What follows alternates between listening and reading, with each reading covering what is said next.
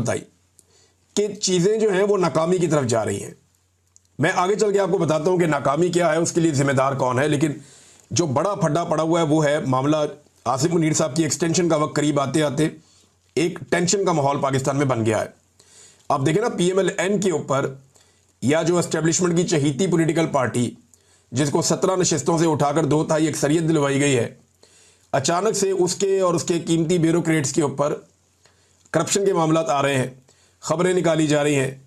सबसे पहले मरीम नवाज की खबर निकलती है कि 10 खरब की एक बेज़ाब्तियाँ और बेकायदगियाँ हैं, यहाँ पे ये खांचा खुल जाता है।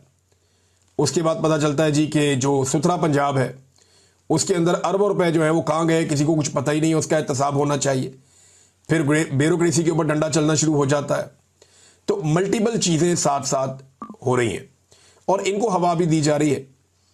दूसरी जानिब जो है वो वहाँ से भी कुछ सख्तियाँ हो रही हैं। तो मामला है क्या? देखिए, इनकी एक्सटेंशन का